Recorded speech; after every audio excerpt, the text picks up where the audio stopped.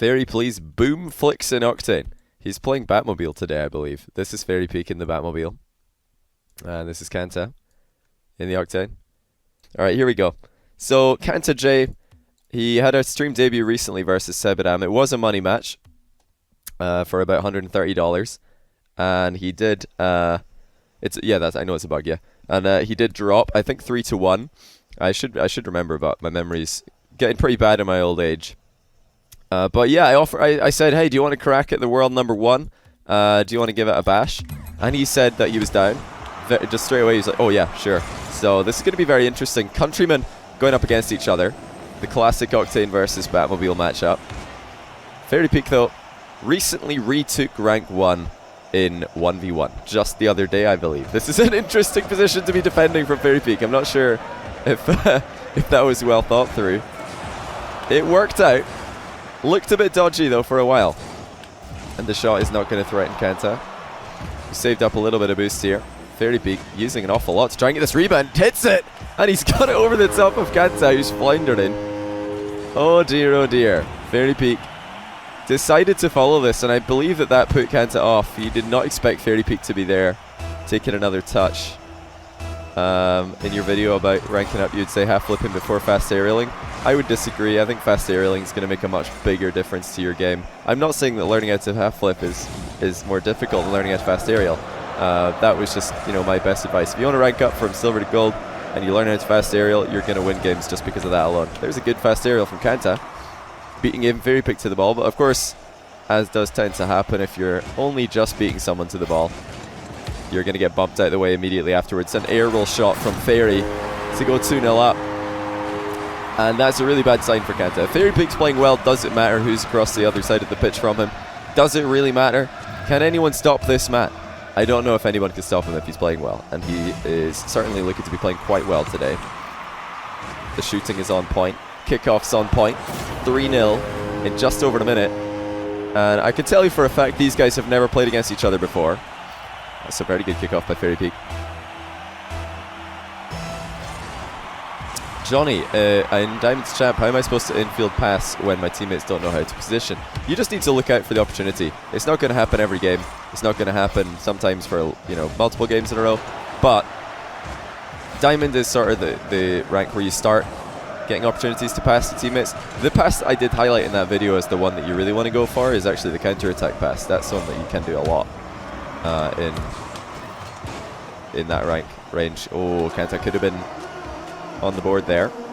He's done well to get a little bit of space for himself. This is going to be very interesting. What's he going to go for? Decides to go for ball carry into low 50-50. Unsuccessful.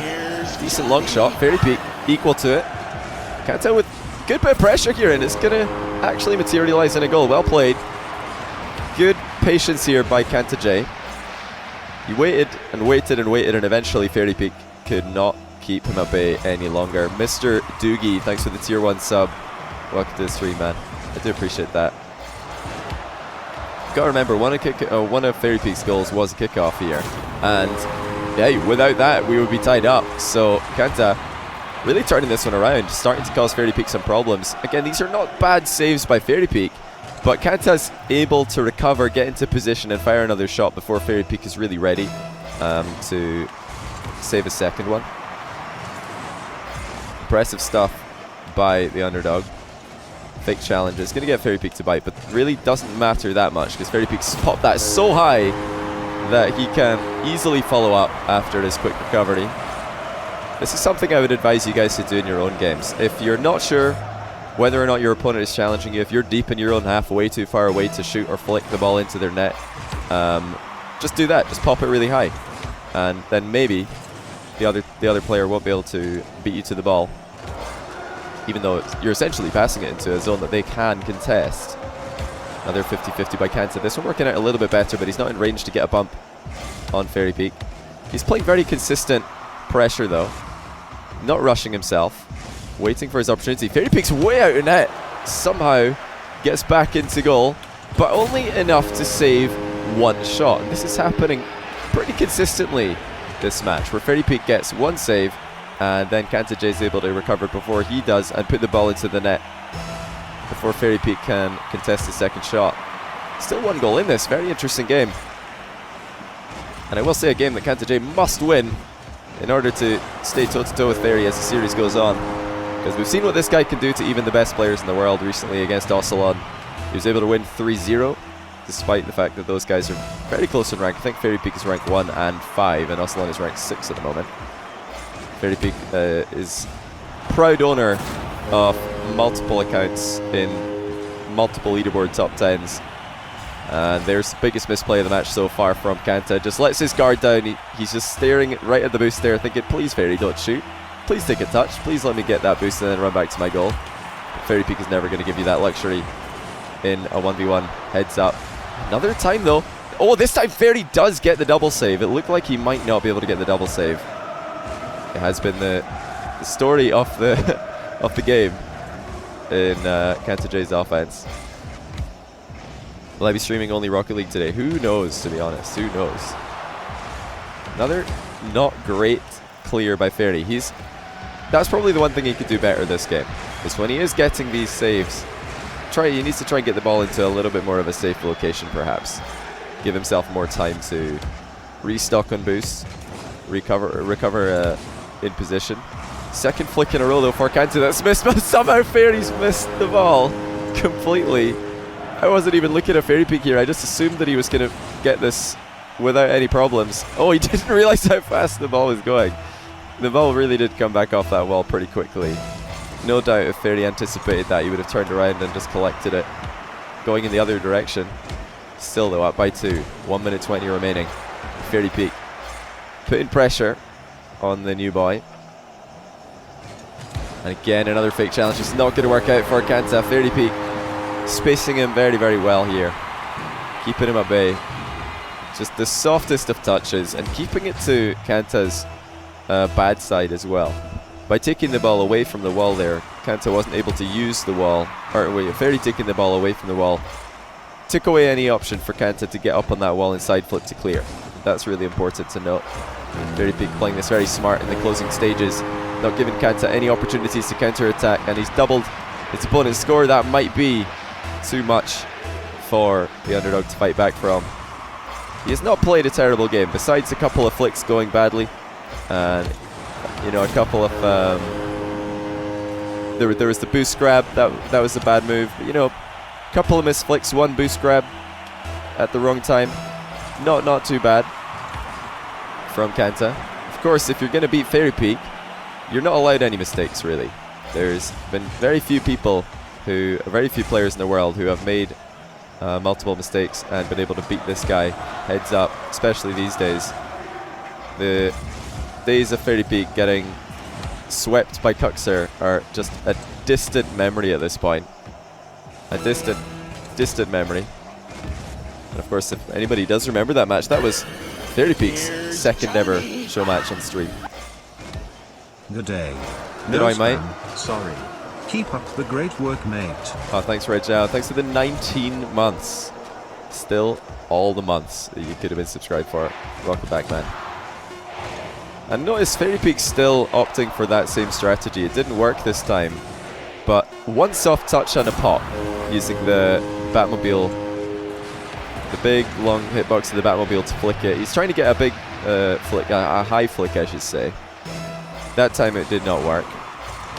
What on earth was that flip by Fairy Peak? Either way, it's going to be 1-0 to the Frenchman at the end of game 1. Bad news for Kanta. He needed to do a little bit better there, and he needs to do a lot better in game 2. No doubt Fairy Peak's going to come out all guns blazing. Now that he's got that 1 game cushion to sit on, he might just let loose and start popping off. You never know with Fairy Peak. What's the 2-year? Is the 2-year badge going to be a Grand Champ? You bet. You bet it's going to be a Grand Champ. I don't think anybody can get a 2-year badge until the end of July. Yeah, the end of July. Something like that. Fairy Peak looking deadly at the edge of the box. Kanta, oh my goodness, what a save! Coming off the inside of the goal and somehow manages to get a save. Great bump as well to try and stay relevant. Oh, he doesn't dodge into the ball to get it to safety, but this was some creative defending by Kanta. I love the save. I love the bump onto Fairy.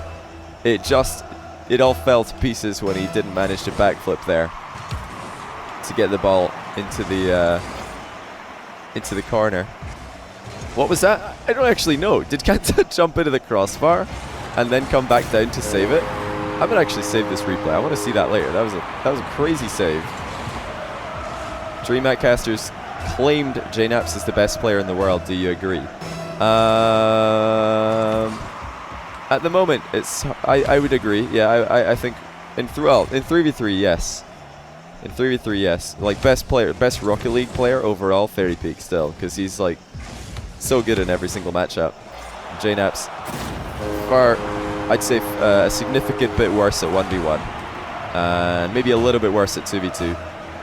Did he just half flip on the line? I was paying attention to what Fairy Peak was doing, and I just saw Kanta doing something crazy. Oh, it's a good bump again by Kanta. He's playing very smart in the midfield with these bumps, and that's going to tie the game. Good stuff by the young Frenchman. Saucy collab with Sunless Cat. What would we do? I don't know what we would do. I meant to give Sunless Cat a more prominent shout out in my YouTube video that I put up yesterday at the time of this stream. Yesterday. I meant to give his shadow defense tutorial a better shout out, but I forgot in my first run through. But I did mention at the end of the video. Oh, Kanta, where's it all gone wrong? You can't tie the game and then save the ball like this against Fairy Peak. Fairy Peak didn't really do much there to get that goal. He did not do much. He shot the ball reasonably well. Power wasn't there, but at least he put it in an awkward spot for Kanta to try to defend from. But can Kanta level up his game? He needs to step it up here, because right now what I'm seeing is not good enough to beat Fairy Peak. It's, you know, maybe good enough to beat Fairy Peak if Fairy Peak is just flopping all over the place, if he's having a bit of a bean day at the office. But Fairy Peak's looking pretty controlled. He's not had the greatest touches compared to what we're used to seeing from him, but he's playing smart, and that is all that he really needs to do in this matchup, I think, to stay ahead. We have to remember Fairy Peak currently #1 in the world in 1v1, and I think he just got overtaken by Lethmir in 2v2 yesterday, but no doubt he can get that back if he wants to. Good flick from Fairy. Kanta giving him a lot of space here. Unsuccessful fake challenge, not once but twice. Fairy Peak puts it over the top of him. I would not mind seeing Kanta just do a couple of rush challenges to keep Fairy guessing, because Fairy's getting a lot of territory for free here.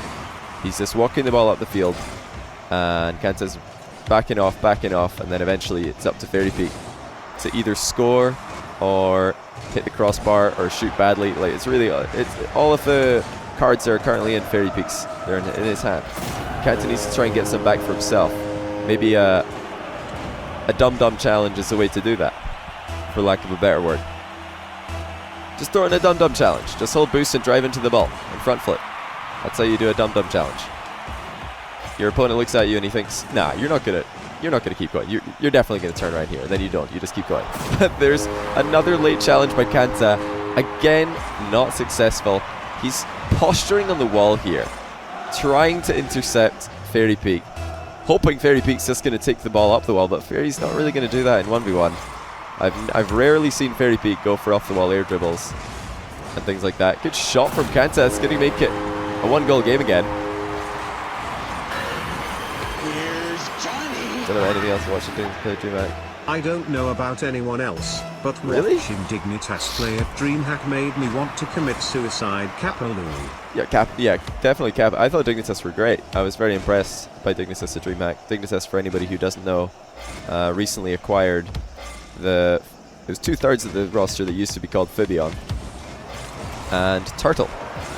What is it? Turtle, Zol, and Chicago. Very, very promising team. I'm impressed. Oh no, Kanta's inside the net. He's going to wave dash and flip to try to get back, but it should be a goal. Fairy Peaks missed it. Luckily for him, it came off the inside of the post, because that would have been a huge miss. Fairy Peaks should be just slotting that wall shot in 10 times out of 10. A player of his caliber we would not expect to miss with the amount of time that he was given by Kanta. I can sort of forgive Kanta for diving at that ball, at that challenge. That you know, gave Fairy Peak all of the space. He's thinking, oh, maybe Fairy Peak's giving me a little bit of an opening here. Oh, the mind game by Fairy completely ruins Kanta. Hey, I just watched your how to progress video. You said in a training pack the ball seems faster sometimes. Yeah. What's going on is when you start the shot your car is floating. If you don't push the gas your car will fall to the ground. Oh. Then you can go. Try it. That makes sense. Oh, right, okay. Oh my goodness. You genius. Oh dear, Kanta. So many delayed challenges, like hesitations on these challenges from Kanta. Oh, well. Observe everybody, the wave dash kickoff in its natural habitat, whiffing the ball. You can't really afford that. What a save though! How does he get back to save that? Fairy Peak didn't really waste much time putting in that shot from a tight angle. Finally Kanta is able to step forward and dispossess Fairy Peak. It's looked impossible to do in game 2. It's just not had much success. Another wave dash maneuver, not really working. At this point, Kanta just trying to surprise Fairy Peak. He knows he needs to do something special to bring this one back. Love your stream. Keep up the good work. Yeet. Oh man, thanks for the 400 bits and the kind words. I'll certainly try my best to keep up. Keep on keeping on, you know? The bad experiment, thanks for the £3. And also explaining to me why you sometimes move slower at the start of a training pack. That's very interesting. So if in case anybody didn't catch what Brian said, since this game looks to be over, I'll just explain that training pack thing, because I think it's very interesting. So if you're in a training pack, your card doesn't spawn on the ground, it spawns floating, apparently. Hold on a second. What are you talking about? How do you recommend playing around dumb challenges, as it's always something that catches me out? Alright, I'll tell you in a second. Let me finish off explaining this training pack phenomenon though. So, your car doesn't spawn on the ground, it spawns floating. And if you hold boost as your car spawns, it's going to not make contact with the ground. It's going to start boosting forward. And the ball will of course start moving at the same time. And since your wheels aren't on the ground, you're not accelerating as quick. Think about if your car is in the air with no momentum, and then you start boosting, it doesn't move at the same speed as if you're boosting on the ground. So you've got to give your car time to fall onto the ground. While that's happening, the ball won't move. The ball will stay still. Then you go, and that way. So it's not the ball moving faster, it's your car moving slower. That's very interesting. Thanks for explaining that to me, Bad Experiment. That makes perfect sense in my head. Yeah, this game's just really gotten away from Kanta. It was 1 goal in it, and now it's 8 goals. You can kind of forgive him for letting this open up, though. He tried his best to surprise Fairy Peak. You know, he's losing 8-4. Knows he needs to do something special to bring it back. Definitely needs a goal. The most important thing when you're losing by a hefty margin in 1v1 is get a goal.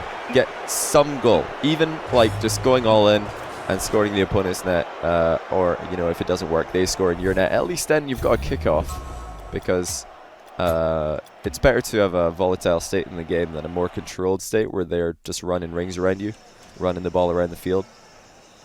I do sometimes feel that even conceding a goal is an advantage for someone who's losing by 4 or 5. Conceding a goal can be an advantage. It can be a good thing, instead of wasting a minute off time, off the clock.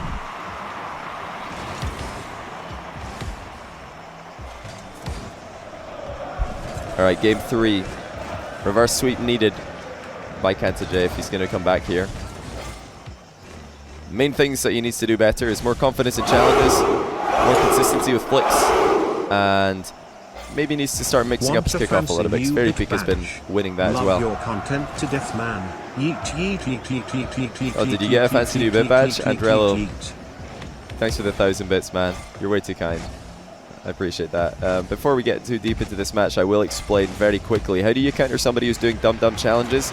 You just take very soft first touches and flick the ball before you even check to see what they're doing. If you expect somebody might be doing a dumb challenge, or you expect somebody might be a dumb player, just take a super soft touch and flick it before you even have a look and see what they're doing. That way you eliminate your own reaction time from the equation, you eliminate your panic from the equation, you eliminate them, like the strategy from the equation.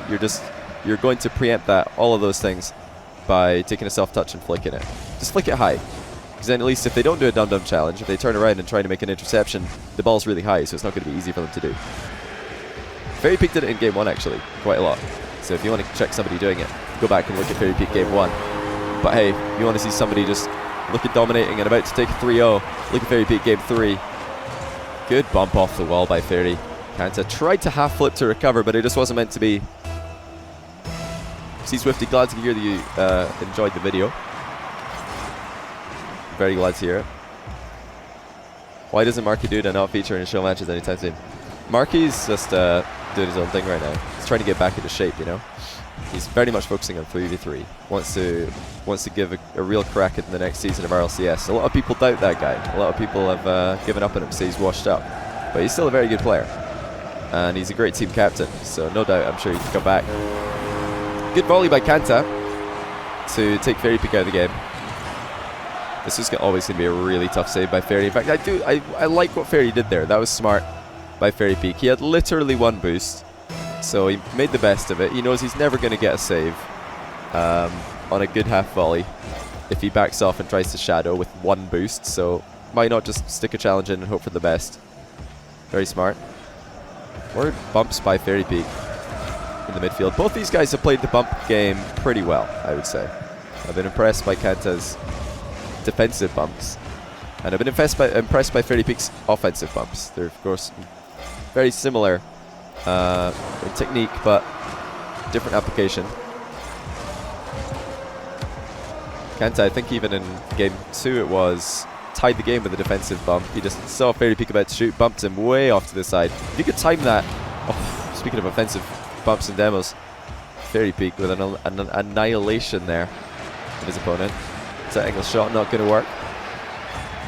But like I was going to say, a lot of you guys will already be aware, but if you catch somebody with a bump just as they've jumped, they go much farther. The bump will be much more effective. That's why it's a good thing to do, to time your bump as soon as you see somebody jumping. Good challenge by Kanta. I like the position that he chose to use there before going in for that challenge, because he then was coming in from goal side.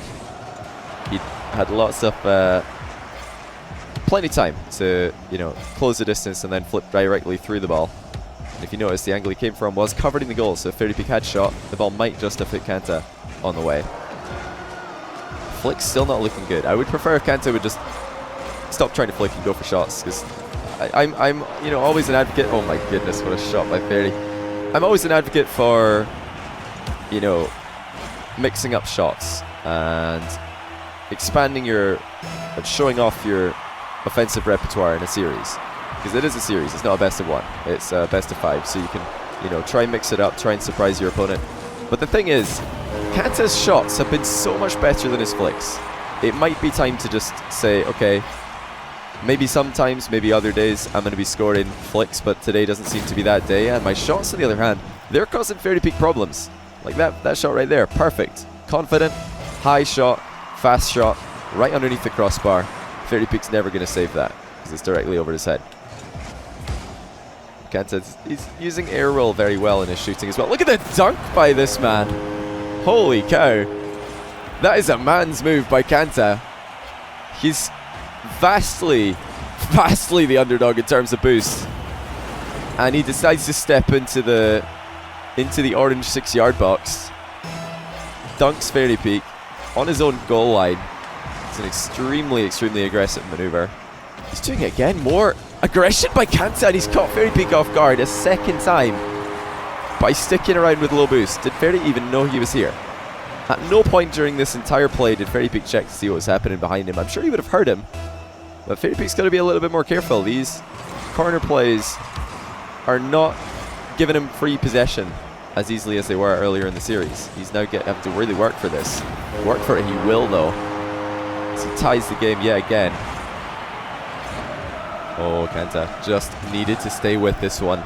The second that he backed off, or, you know, gave Fairy time to get the ball on top of his car, that was a GG. Oh, the own goal by Kanta is going to be really hard to take in his stride.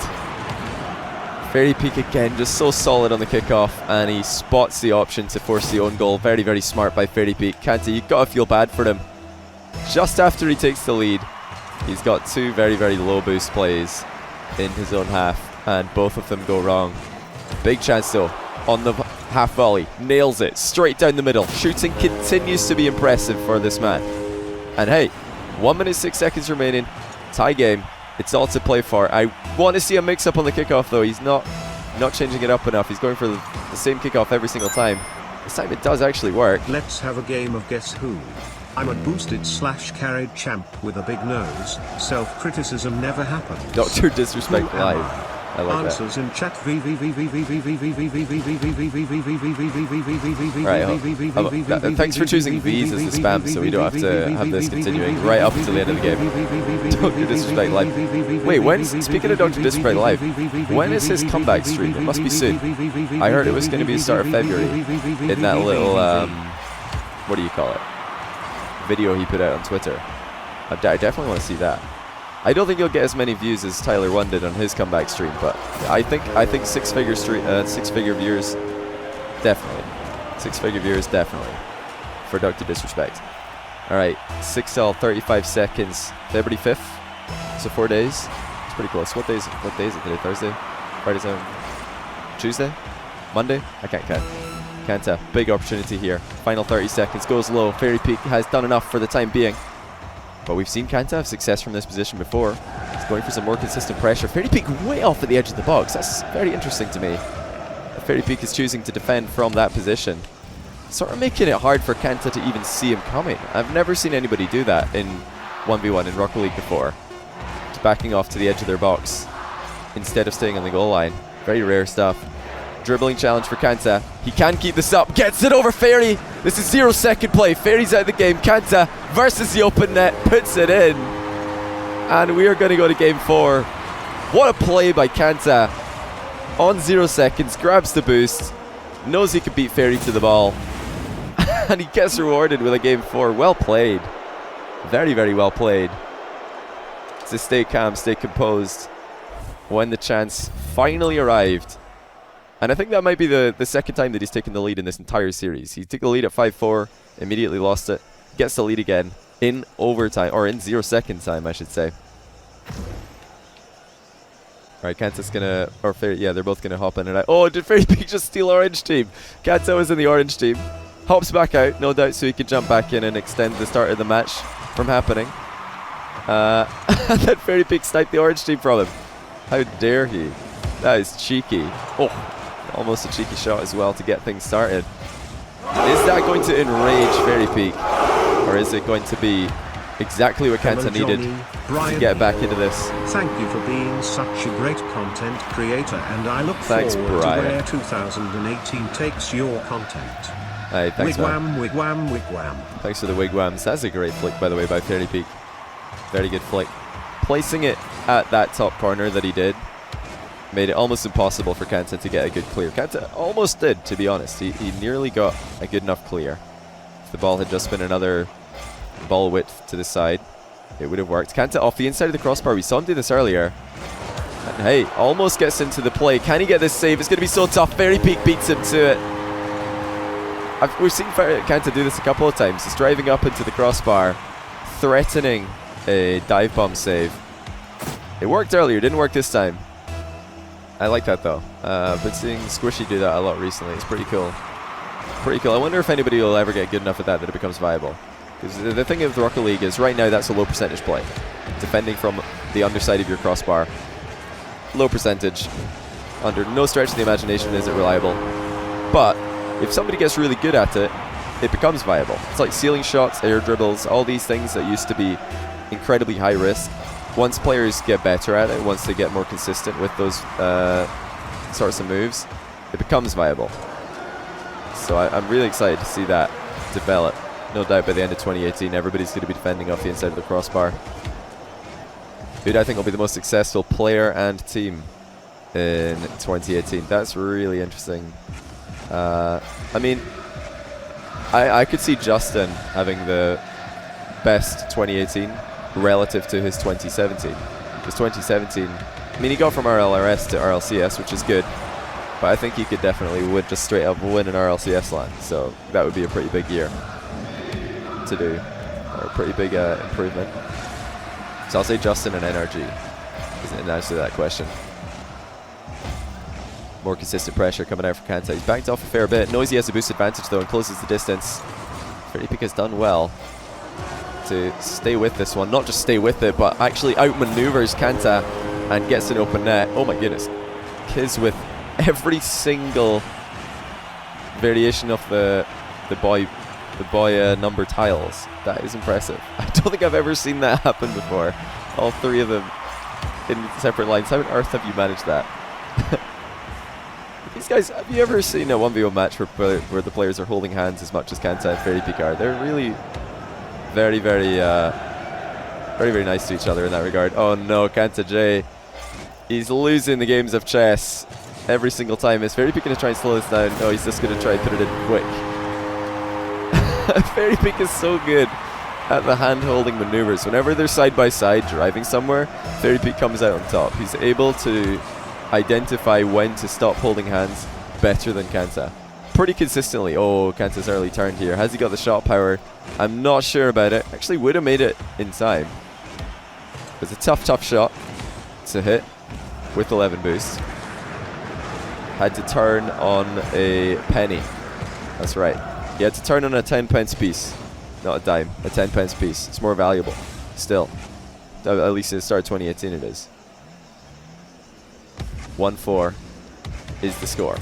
KantaJ does get a better flick, but again, he's not scored in enough of these, I think, for it to be a valid strategy for him. Just start shooting, or keep shooting. His shots have been on point. His flicks have not. Has he scored a flick this game? Or this series? I don't think he's scored a single flick, and he's still going for a lot of them. The ball carry's fine. You know, his ball control's been on point. I'm happy to see him, you know, keeping the ball close to himself. Oh, Fairypeak's missed a boost. That's going to give another goal to KantaJ. This is far from over just yet. But like I was saying, KantaJ could just do something that Devo used to always do, and that is start off with the ball carry and then drop the ball into a bounce dribble and shoot it off the ground. Or, you know, pick it up again and flick it later. I don't think he needs to rely so heavily on just straight up ball carrying, or at least as much as he is. That's his biggest defensive misplay that he's making, I think. Fairy does get right back into this one, despite the beam that we just saw at the other end. 2-goal lead is back in his hands. I could see KantaJ bringing this one back, though. I really could. He is not looking terrible at the moment. He's playing pretty consistent pressure-wise. Flick to the crossbar. Again, unsuccessful. Like I feel like I'm just repeating myself here, because I am. But all of these flicks are not working for KantaJ. It's got to stop at some point if he's going to beat Fairy. Fairy just does not look threatened by the flicks. And at the other end, he is conceding. He's letting goals bleed in. And he's only got himself to blame because he's wasting opportunities. He's wasting possession plays. And in Fairypeak's half, KantaJ gets Fairypeak into goal. And then he just ends up wasting an opportunity. Half flip from KantaJ. Another close to the ball play by both players. These have usually favored Fairypeak. They're almost holding hands again. Fairypeak is gaining territory ever so slightly. Slowly and slowly getting closer and closer to KantaJ's goal. This time KantaJ does escape without conceding. But to what purpose? There's no point in staying in defense the rest of this game. KantaJ knows this. Goes off the ceiling. Shot is decent. Fairypeak is better. I like that from KantaJ, though. He's not wasting any time now. I think that 1 minute remaining has triggered his fight or flight reflex. And now we're going to see him bring the aggression to Fairy. Oh, he doesn't stay up in the air for this ceiling shot. Fairypeak has done KantaJ again with a very good spacing maneuver. Good save by KantaJ. But with 22 seconds left, it's now or never. He's got to score. He needs to score and then win a kickoff and then get another 0-second goal. And it just isn't meant to be. Fairypeak, too good on the day. Impressive game 3 by the newcomer, showing us why he is in the top 30 in the world on the rank leaderboard. It's certainly one of the top 20 Europe players. Oh, Fairypeak. I would have loved to see him work that one in. It was a great catch on the ground. Would have been an adequate celebratory goal to finish off the series. But that's going to be at 3-1 for Fairy Peak. I actually expected a 3-0, not going to lie. When Fairy Peak won game 1, I thought he was going to go ahead and win game 2 and 3 as well. So Kanta, he surprised me. He did surprise me. GG's. Oh, sorry, I don't have my chat on. Sorry, my chat was... they're probably just speaking French. I don't know. They're probably just speaking French. But yeah, Kanta over-reliance on flicks kind of made it impossible for him to get the comeback here. That was the biggest problem, I think, for him. He sorted out his hesitation, though. His defensive play did solidify as the series went on. He looked better and better in defense the further into that series we went, and for that, I applaud him. That was an impressive series for sure. No doubt in my mind. Very, very impressive stuff. Alright, Kanta's gonna... yeah, they're both gonna hop in and out. Oh, did Fairy Peak just steal orange team? Kanta was in the orange team. Hops back out, no doubt, so he can jump back in and extend the start of the match from happening. And then Fairy Peak sniped the orange team from him. How dare he? That is cheeky. Oh, almost a cheeky shot as well to get things started. Is that going to enrage Fairy Peak? Or is it going to be exactly what Kanta needed to get back into this? Thank you for being such a great content creator, and I look forward to where 2018 takes your content. Hey, thanks, wigwam, wigwam, wigwam. Thanks for the wigwams. That's a great flick, by the way, by Fairy Peak. Very good flick. Placing it at that top corner that he did made it almost impossible for Kanta to get a good clear. Kanta almost did, to be honest. He nearly got a good enough clear. If the ball had just been another ball width to the side, it would have worked. Kanta off the inside of the crossbar. We saw him do this earlier. And hey, almost gets into the play. Can he get this save? It's going to be so tough. Fairy Peak beats him to it. We've seen Kanta do this a couple of times. He's driving up into the crossbar, threatening a dive bomb save. It worked earlier, didn't work this time. I like that though. Been seeing Squishy do that a lot recently. It's pretty cool. Pretty cool. I wonder if anybody will ever get good enough at that it becomes viable. Because the thing of the Rocket League is right now that's a low percentage play. Defending from the underside of your crossbar. Low percentage. Under no stretch of the imagination is it reliable. But if somebody gets really good at it, it becomes viable. It's like ceiling shots, air dribbles, all these things that used to be incredibly high risk. Once players get better at it, once they get more consistent with those sorts of moves, it becomes viable. So I'm really excited to see that develop. No doubt by the end of 2018, everybody's going to be defending off the inside of the crossbar. Who do I think will be the most successful player and team in 2018? That's really interesting. I mean, I could see Justin having the best 2018 relative to his 2017. His 2017, I mean, he got from RLRS to RLCS, which is good, but I think he could definitely would just straight up win an RLCS LAN. So that would be a pretty big year to do, or a pretty big improvement. So I'll say Justin and NRG is an answer to that question. More consistent pressure coming out from Kanta. He's backed off a fair bit. Noisy has a boost advantage though and closes the distance. Fairy Peak has done well to stay with this one. Not just stay with it, but actually outmaneuvers Kanta and gets an open net. Oh my goodness. Kiz with every single variation of the boy number tiles. That is impressive. I don't think I've ever seen that happen before. All three of them in separate lines. How on earth have you managed that? These guys, have you ever seen a 1v1 match where the players are holding hands as much as Kanta and Fairy Peak are? They're really very, very nice to each other in that regard. Oh no, KantaJ. He's losing the games of chess every single time. Is Fairy Peak going to try and slow this down? No, he's just going to try and put it in quick. Fairy Peak is so good at the hand-holding maneuvers. Whenever they're side by side driving somewhere, Fairy Peak comes out on top. He's able to identify when to stop holding hands better than Kanta. Pretty consistently. Oh, Kanta's early turn here. Has he got the shot power? I'm not sure about it. Actually would have made it in time. It was a tough shot to hit with 11 boost. Had to turn on a penny. That's right. He had to turn on a 10-pence piece. Not a dime. A 10-pence piece. It's more valuable. Still. At least in the start of 2018 it is. 1-4 is the score. Kanta does get a better flick, but again, he's not scored in enough of these, I think, for it to be a valid strategy for him. Just start shooting, or keep shooting. His shots have been on point. His flicks have not.